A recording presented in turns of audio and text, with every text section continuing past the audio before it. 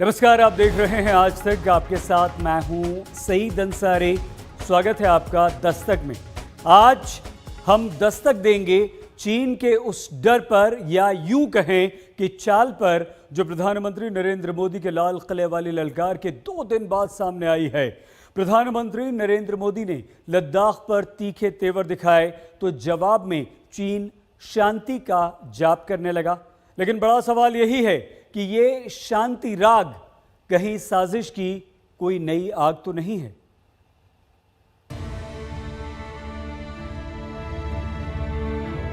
हमारे वीर जवान क्या कर सकते हैं, देश क्या कर सकता है, ये लद्दाख में दुनिया ने देख लिया। भारत माता की, भारत माता की। लाल किले से उठी इस हुंकार से कैसे दहला ड्रैगन।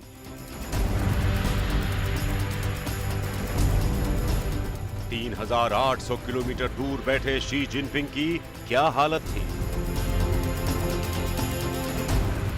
मोदी के एलएसी वाले भाषण से चीन में कैसे मचा कोहराम।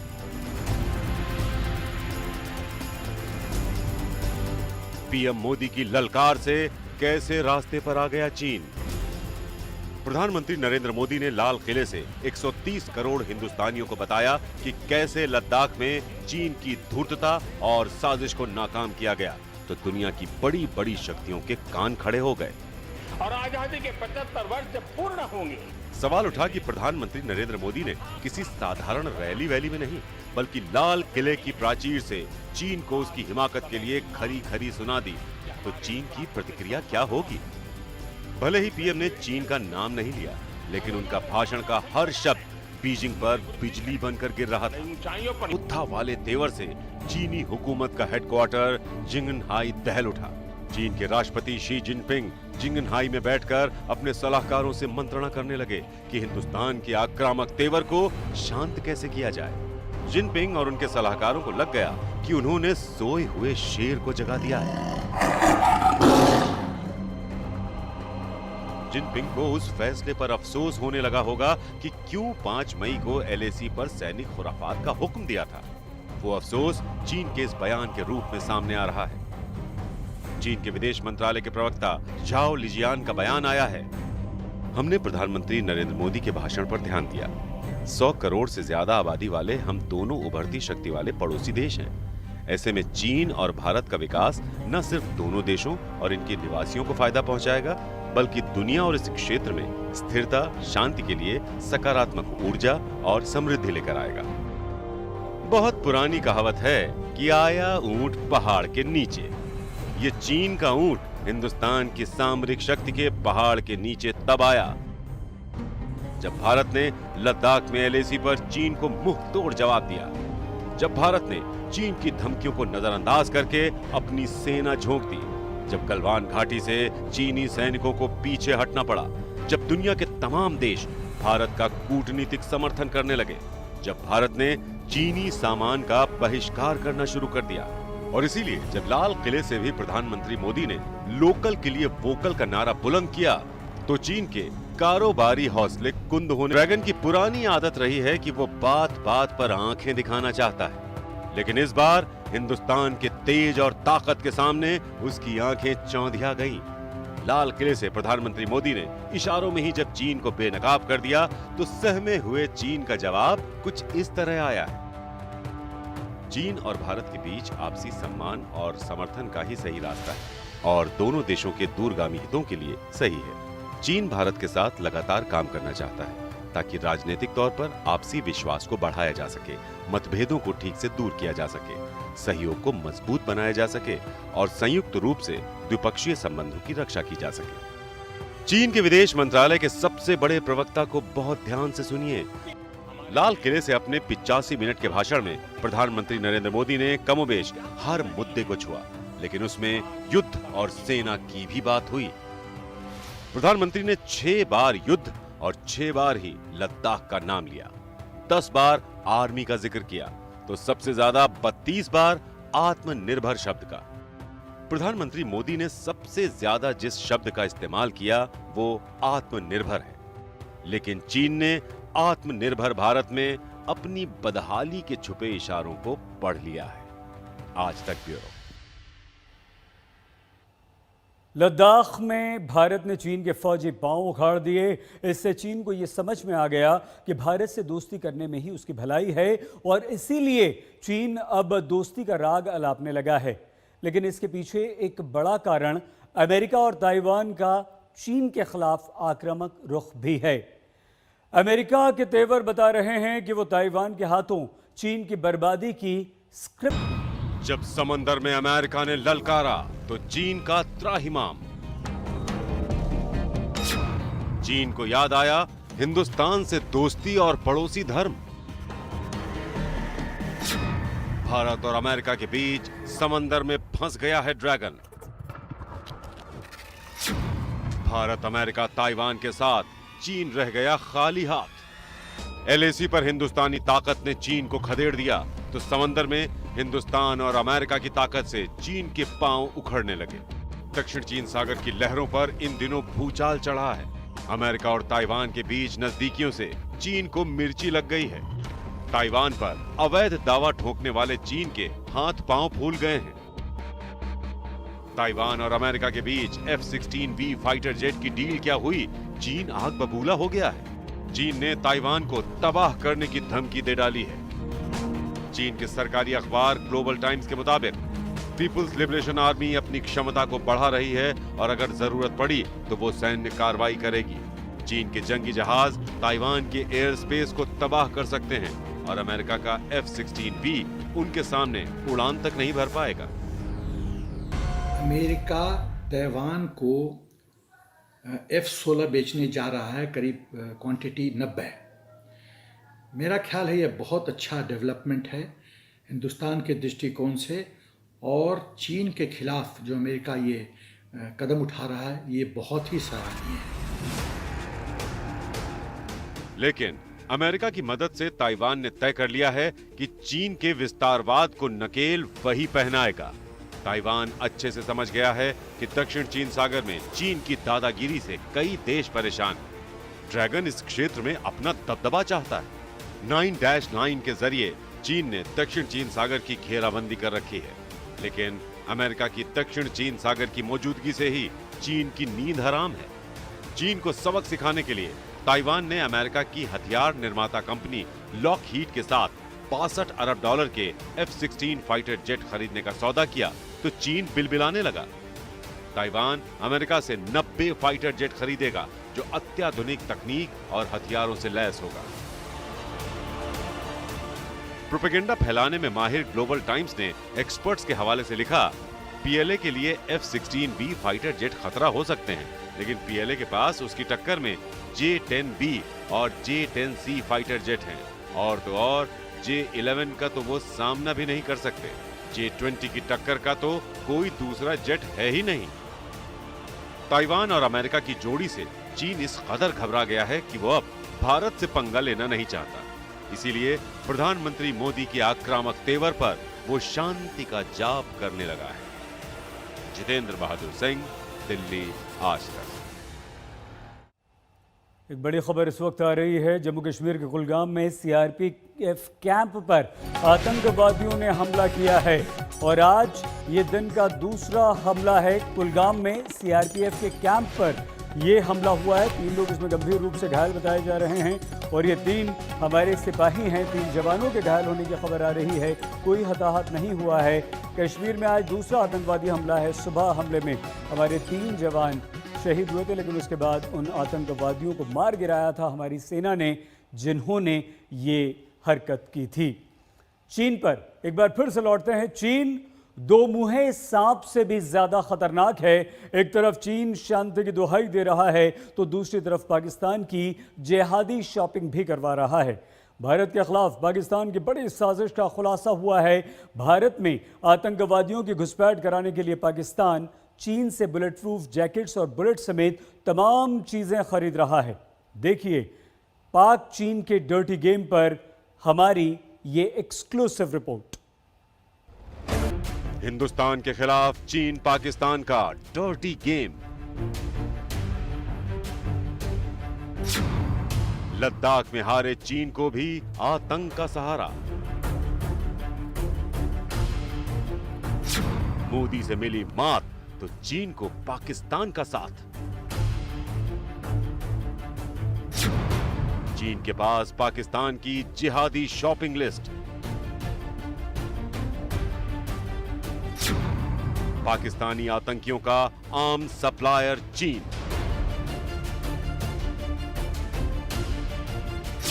चीन से पाकिस्तान खरीद रहा ड्रोन्स और आधुनिक हथियार।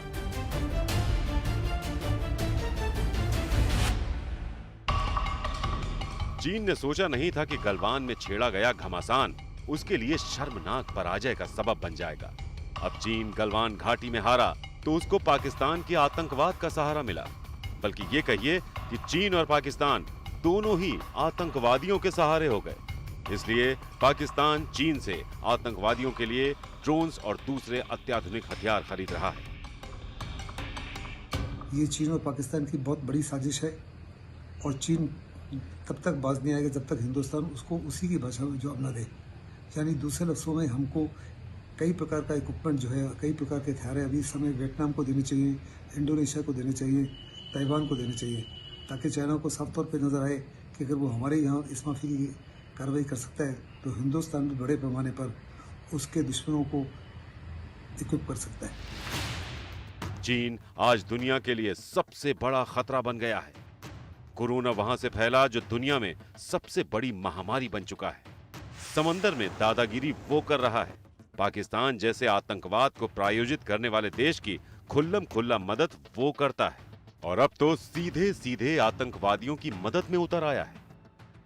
इसके लिए पाकिस्तान को चीन से 3000 से 4000 तक बैलिस्टिक बुलेट प्रूफ जैकेट्स मिल रही हैं, balloon bond spy radars, high altitude dress, 80,000 round steel bullets, SH-15 howitzer तोप और हथियारों से लैस CH-4B UCAV ड्रोन उपलब्ध हो रहे हैं।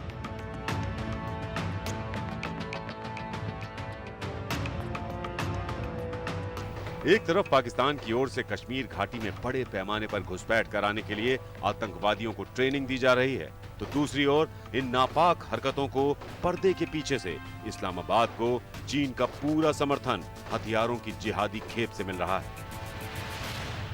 जाड़े में हमने अपना ट्रुप्स डिप्लॉयमेंट कम नहीं करना है, वापस नहीं आना है, अपने पोस्ट वकेट नहीं करने हैं और मेरा ख्याल है कि हम लोग को एग्रेसिव पोस्टिंग में आना है, एग्रेसिव मोड में आना है, प्रोएक्टिव मोड में आना है और हमको चाहिए कि स्टैंड ऑफ मोड का इस्तेमाल करके हम पाकिस्तान के यदि कोई ड्रोन पाकिस्तान एयर स्पेस पे भी दिखाई देता है तो हमको उसको बर्बाद कर देना चाहिए। एक हफ्ते पहले आज तक ने खुफिया रिपोर्ट के हवाले से बताया था कि आतंकवादियों को किस तरह पाकिस्तान के स्पेशल सर्विस ग्रुप के कमांडो ट्रेन कर रहे हैं।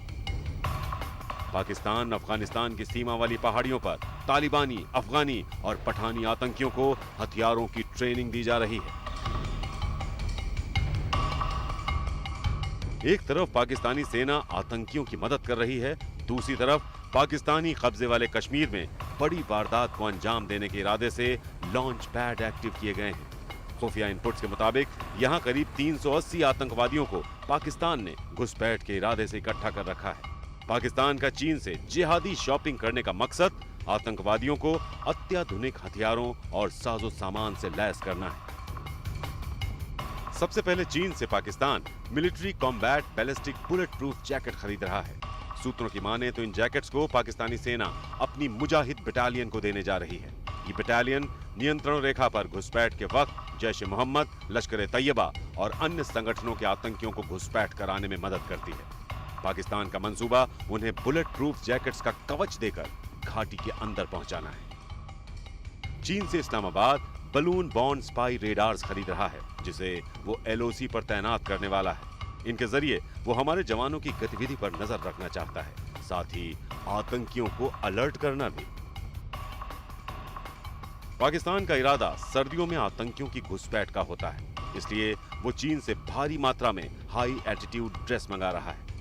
चीन से पाकिस्तान SH-15 होवित्जर तोप खरीद रहा है, जिनको वो LOC और सरहद पर तैनात करेगा। इसका मकसद आतंकियों को इनका कवर देकर उनकी घुसपैठ कराना है। खुफिया रिपोर्ट से यह खुलासा हुआ है कि चीन नवंबर-दिसंबर 2020 तक पाकिस्तान को हथियारों से लैस ड्रोन CH-4 UCAV यानी अनमैन कॉम्बैट एरियल व्हीकल सौंप देगा। चीन और पाकिस्तान दोनों को एक साथ मुकम्मल जवाब देने का दमखम भारत रखता है। इस बात को काफी पहले chief of defence staff general Bipin Rawat कह चुके हैं। गलवान प्रकरण के बाद चीन को भी समझ में अब ये बात आ गई होगी।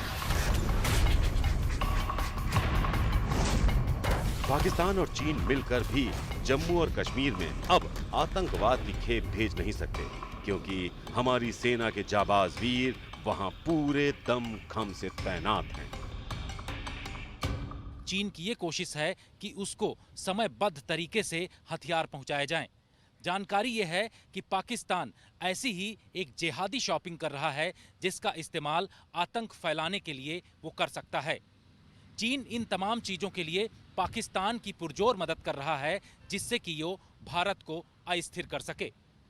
कैमरामैन संजीव कुमार के साथ जितेंद्र सिंह, आज तक। पाकिस्तान को अभी चीन से आतंकवाद के खिलाफ साजो सामान मिलने वाला है, लेकिन पाकिस्तान के पाले पोसे आतंकवादी जम्मू कश्मीर में खून बहाने की साजिश में लगे हुए हैं। आज बारामूला में CRPF की नाका पार्टी पर आतंकवादी हमला हुआ, जिसमें सुरक्षा बलों ने लश्कर के टॉप कमांडर समेत 2 आतंकवादियों को मार गिराया।